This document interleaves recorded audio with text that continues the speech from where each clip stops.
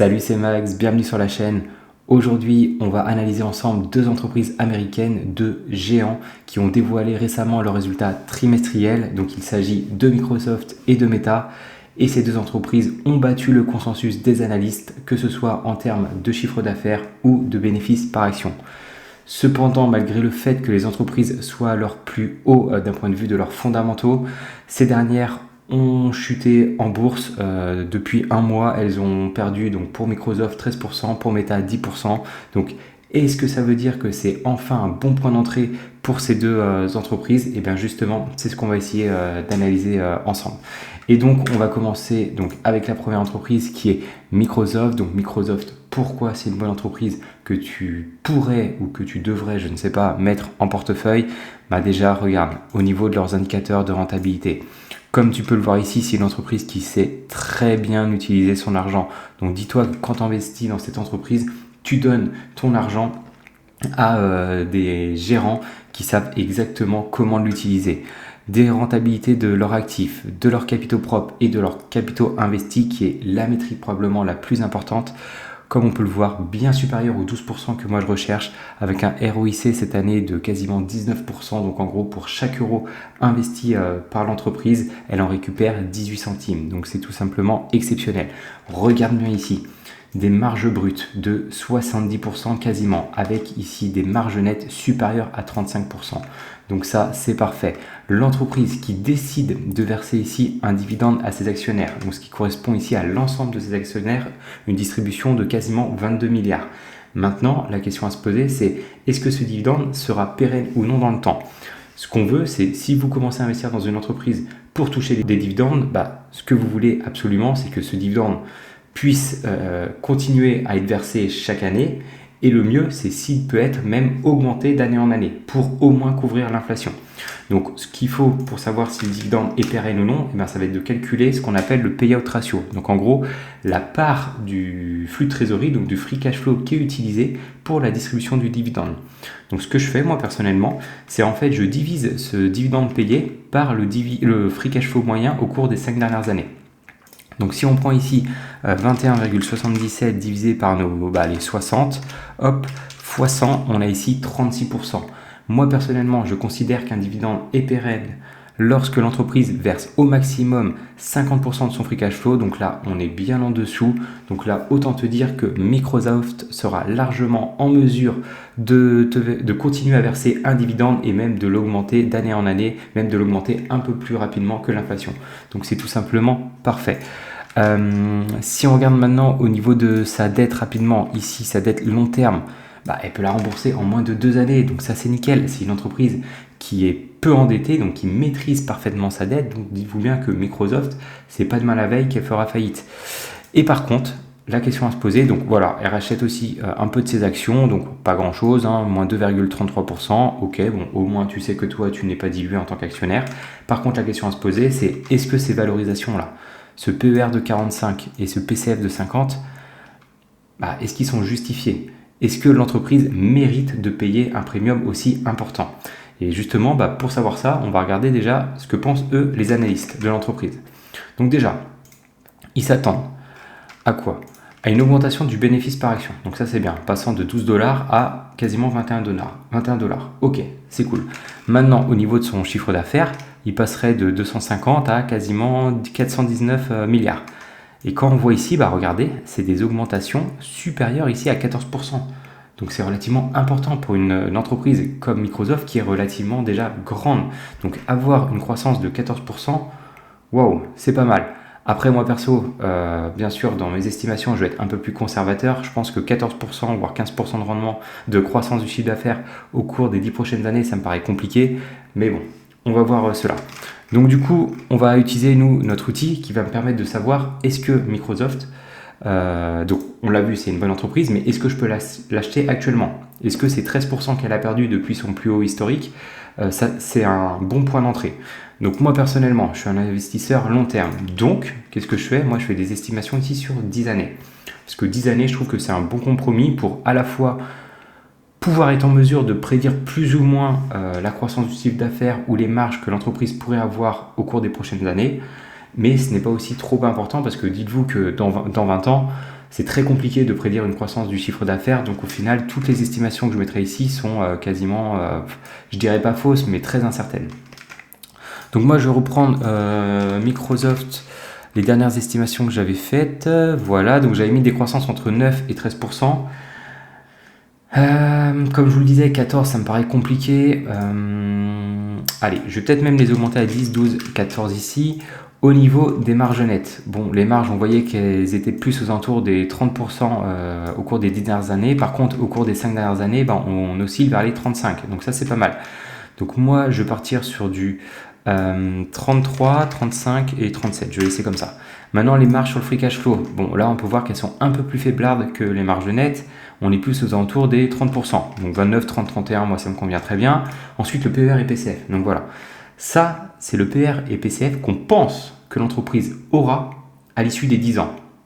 Donc, par exemple, si je décide que l'entreprise aura un PER de 20, je pense qu'elle s'échangera à 20 fois ses bénéfices en 2034.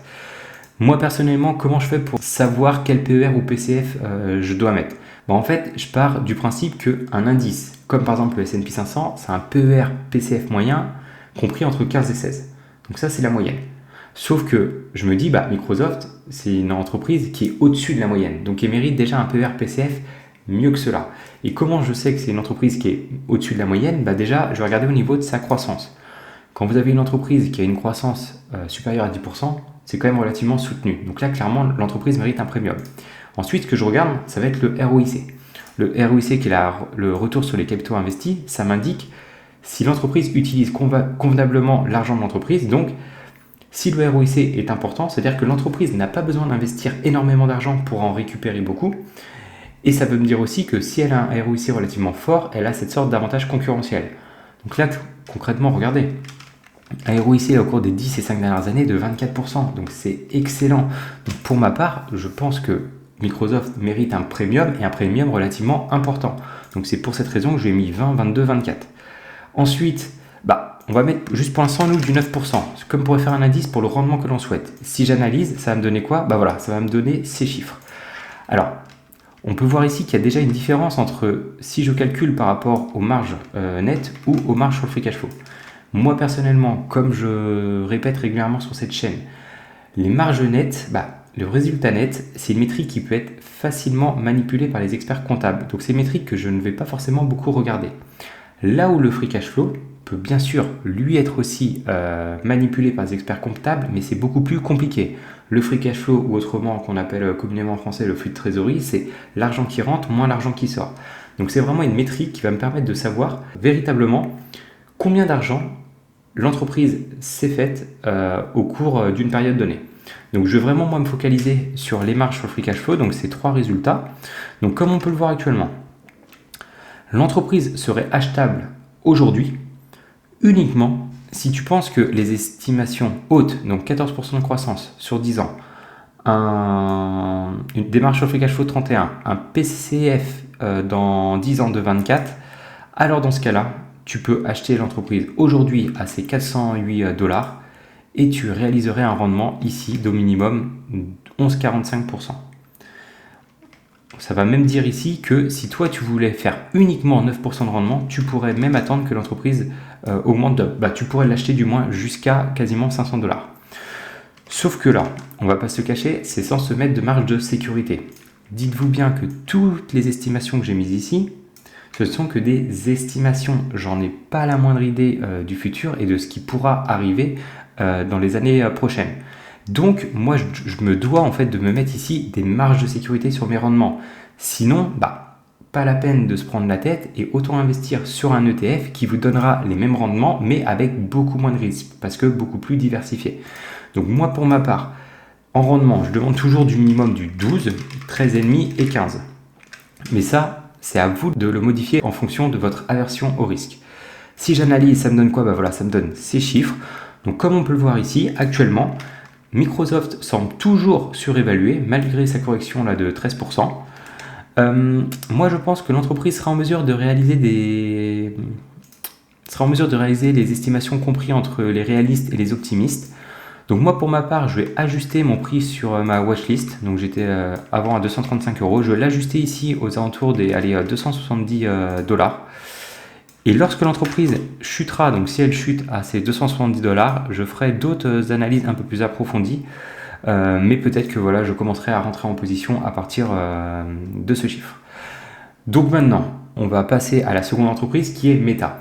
Mais juste avant, si tu n'es pas abonné à notre chaîne, eh bien, je t'invite à le faire. Tu seras notifié des prochaines vidéos que nous sortirons. Et en plus, eh bien, ça permet de nous soutenir. Donc, n'hésite pas à lâcher un petit like. Alors, pour Meta, si on regarde, au niveau des indicateurs de rentabilité, pareil, c'est comme du Microsoft. Ils sont peut-être un peu plus faiblards, mais c'est très bien. Un ROIC là, supérieur à 15%, une rentabilité des capitaux propres de 32%, rentabilité des actifs de 22%, nickel. Mark Zuckerberg, c'est très bien utilisé l'argent de Meta. L'entreprise verse depuis peu là, un dividende de 2,54 milliards à ses actionnaires. Ok, est-ce que ce dividende est pérenne? On va faire toujours la même chose.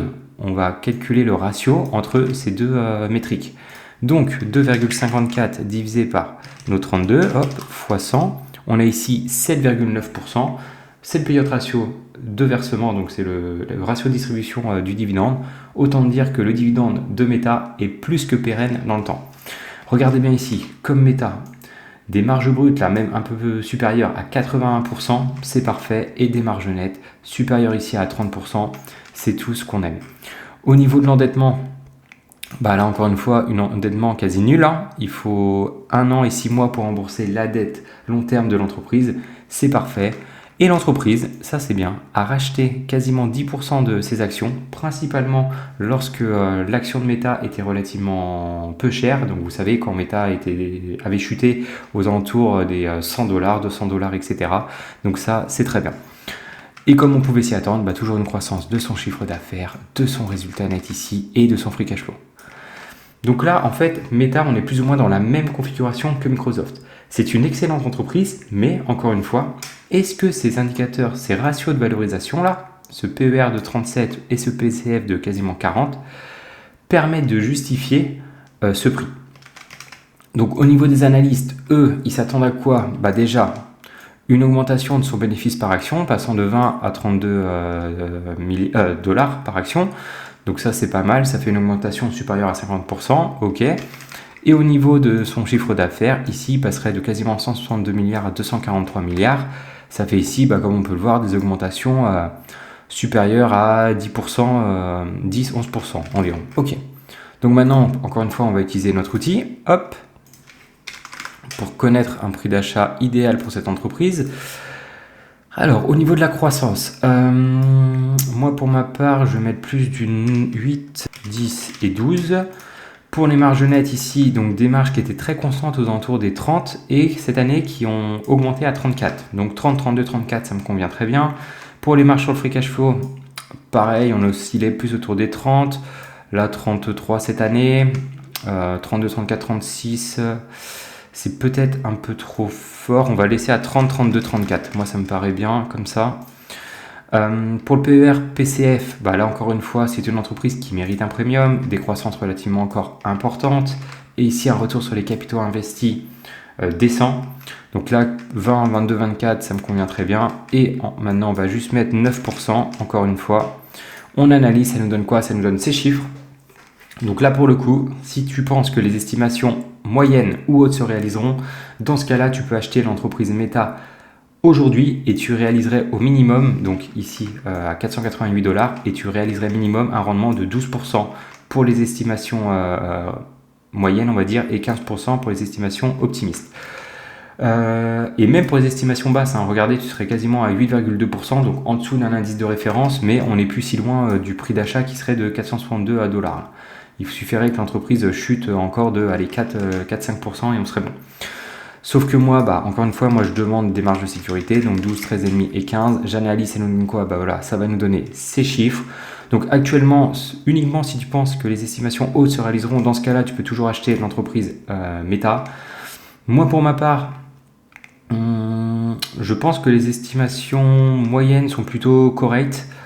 Je vais peut-être même penser... Je pourrais presque penser que l'entreprise sera peut-être en mesure de réaliser entre les estimations basses et moyennes Donc moi, je vais modifier mon prix sur ma watchlist. Là, je vais le mettre à allez, 425 $. Et si l'entreprise chute à 425 $, dans ce cas-là, en fait, je referai encore une fois, comme pour Microsoft, des estimations un peu plus approfondies, des recherches un peu plus approfondies avant de rentrer en position. Donc voilà, c'était Maxime, j'espère que tu as apprécié cette vidéo. N'hésite pas toi à me dire dans les commentaires si tu possèdes une de ces deux entreprises ou si au contraire tu aimerais bien en posséder l'une des deux. Dans tous les cas, on se retrouve dans une prochaine vidéo. Ciao!